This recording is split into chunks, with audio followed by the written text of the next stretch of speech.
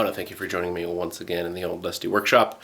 I am very excited today to continue work on the Sanmai Damascus Katana. I am going to be fully centering the core, as well as just kind of rough grinding the blade, getting it all ready for heat treat, and then finally getting it heat treated. I'm going to take you guys over to the grinder, and we're going to start by kind of grinding off some of the thicker areas where I need to recenter the core. A couple spots where the jacket is a little thicker on one side, so I need to grind that extra thickness off the one side and then forge the whole thing kind of back to center. So let's go ahead and let's make a whole lot of dust. There are a couple spots where the core is not perfectly centered. It's just a little bit off. So what I'm going to do is I'm going to grind a little bit on the wide side so that I can recenter the core back in the forge. So I'm going to get these all ground out, and then I'll show you guys how I get those recentered. Just a couple of spots, and then we can go back in the forge, get the core centered, and then we can really flat grind and profile the entire sword. And at that point, we'll start getting the curvature in. Anywhere I need to forge in any bevels, I'll do that. I'm going to try to avoid forging in the bevels as much as possible because I want the unevenness in the steel to kind of cause a little bit of action in the pattern between the core and the jacket.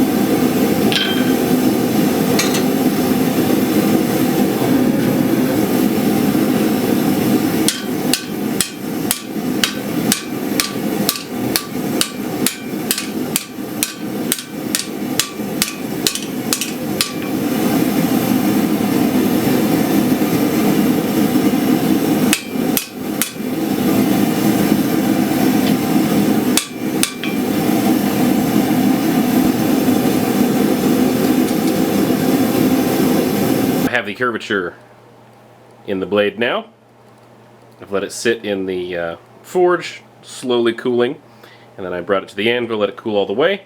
It's now cool enough to handle. So I'm going to take you guys in. I'm going to show you a little bit of the pattern that's peeking through, and then it's time to hop on the grinder, get this thing really profiled, and start flat grinding it. So, take you guys in close real quick. You can see a lot of the pattern peeking through there. And there's a good bit coming through right here as well. It'll get even better as I grind into it. So I'm really excited to get that started.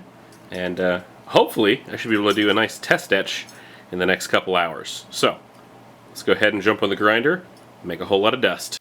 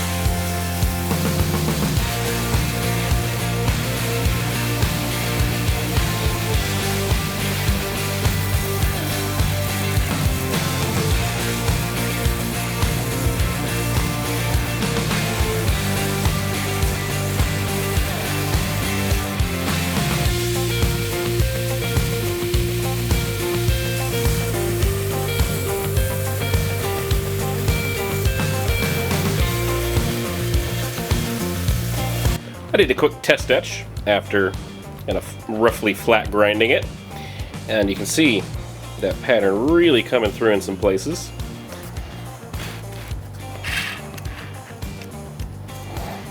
Now, towards the base of the sword, I am actually going to forge this out a little bit wider. I just need a little more width, and luckily the edge is very thick.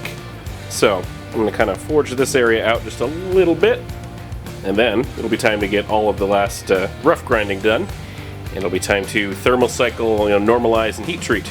So, just wanted to give you guys a quick little peek of the pattern here. It looks really cool.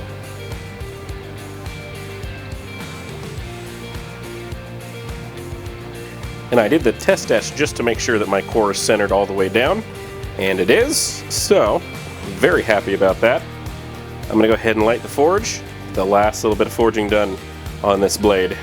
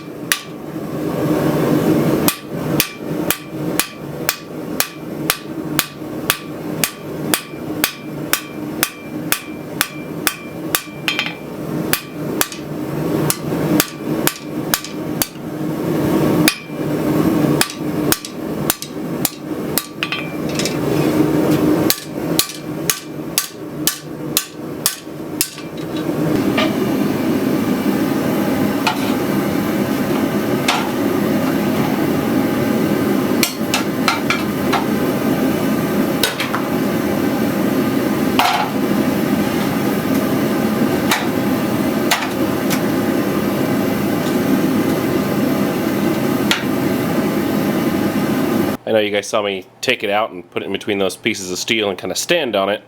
That really was just to get us as straight as possible, because that part's pretty important for grinding. It doesn't need to be perfect at this point, but it needs to be pretty close. It just makes grinding the bevels and flat grinding it a lot easier, and that's a quick and simple way to do that. I'm going to jump back on the grinder, and I'm going to actually get the bevels all the way ground in. I'm going to do a last little bit of flat grinding, and we'll give it a test etch before I do the thermal cycling. Well, normalizing first, thermal cycling, then heat treat. But I'll give you guys a real good test etch before that.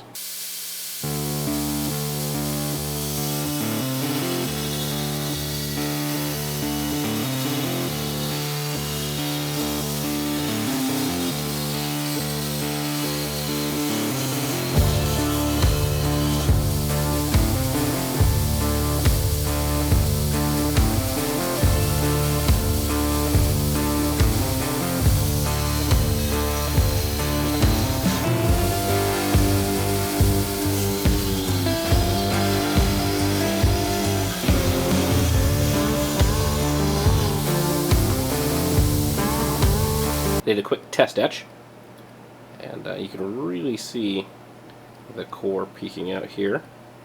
Did mark a couple areas that are a little high, so I still need to do a little bit of flat grinding before the heat treat, but I just had to show you guys the pattern. It looks really cool, and there's a lot more of the core to expose here, just because I left the edge really nice and thick so that I don't have any edge warping issues in the heat treat.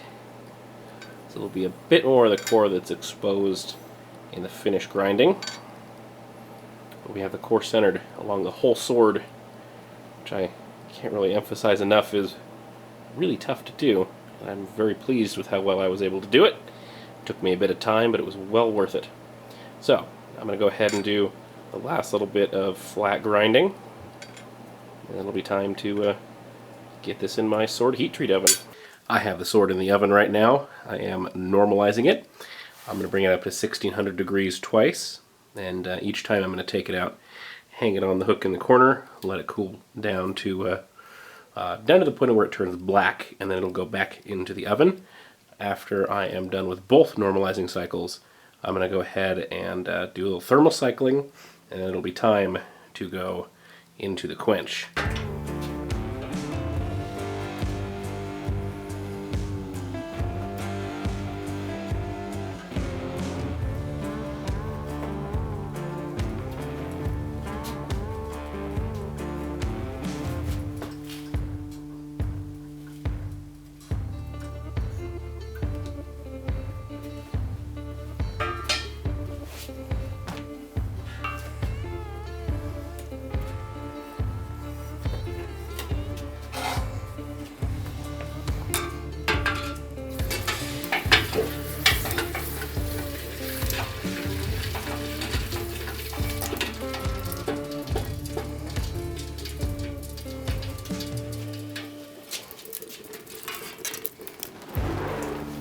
Alright, so I have it clamped in between these two pieces of steel, and that's just going to make sure that it ends up perfectly straight.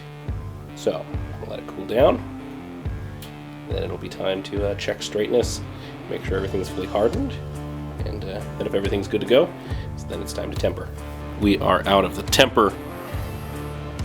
It is the next day, and I just had to show you guys just how awesome this looks.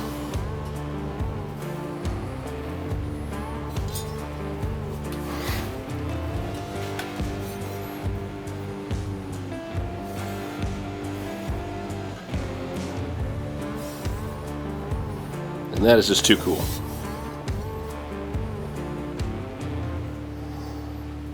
Time to start rough grinding and fully exposing the core. I want to thank you for watching today. It is such an amazing experience to make such a cool sword. The end result, I think, is going to be really, really incredible. I hope you will join me on the next episode where I get the hibaki and the guard and the handle all made and fit together, and then we can work on getting the blade finished ground and ready for final hand sanding. The pattern looks absolutely incredible, and I cannot wait to see it hand sanded and just looking absolutely gorgeous. I want to thank you for making it all the way to the end. All of my links are down in the description below. You'll find my Etsy as well as my website and all of my social media. So if you're interested in any kind of a custom project, you can go ahead and get in contact with me down there. I want to thank you one last time for watching, and you guys have a wonderful rest of your day.